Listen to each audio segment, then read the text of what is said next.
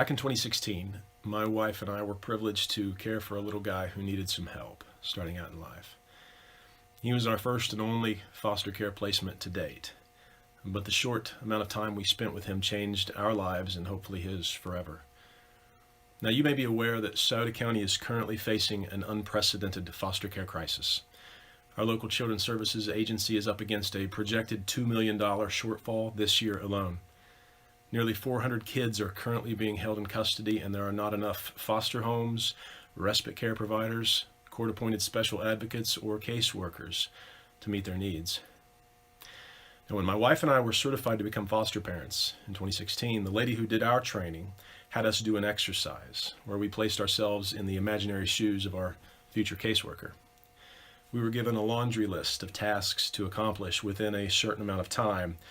Now, comparing the allotment of time given to each task with the total amount of time that we had to complete the list, it became immediately obvious that there was no way we would be able to get to everything that we had on our plate. Instead, we were forced to prioritize which items we would accomplish and which we would not within the given time frame. Now, the lesson, of course, was simple. Our caseworker would never have the time to do everything they needed to do. And this was not so much the fault of the caseworker as it was a failure of the system. Until the state decides to allocate more funding for foster care, she said, this is just the way it is. Now, if this was the case in 2016, imagine how much more difficult it is for our CPS workers to do their jobs now in 2022. Given the current constraints on our local agency, plus the additional strain placed upon the system by the continued ravages of the opioid overdose crisis, it seems clear to me that we as a community have to shift our focus toward creating sustainable, community-based solutions in order to stem this devastating tide.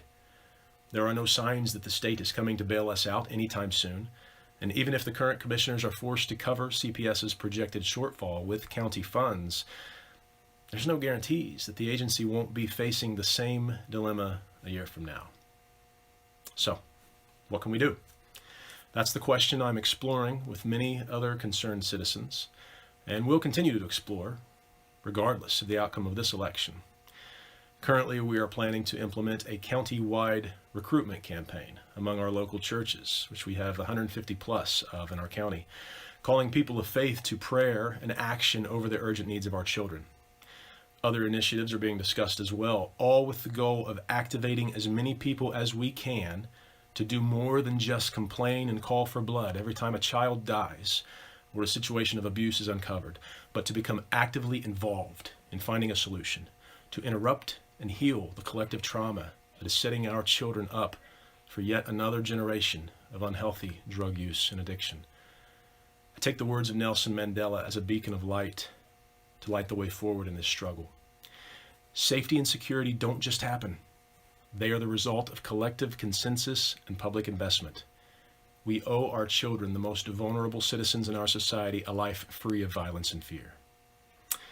I'm Josh Lawson, and I'm asking for your vote in November to become Scioto County Commissioner. And even if you don't vote for me, I'm still asking for your help as we seek to address the urgent needs of the most vulnerable members of our community, which will always, undoubtedly, include our children.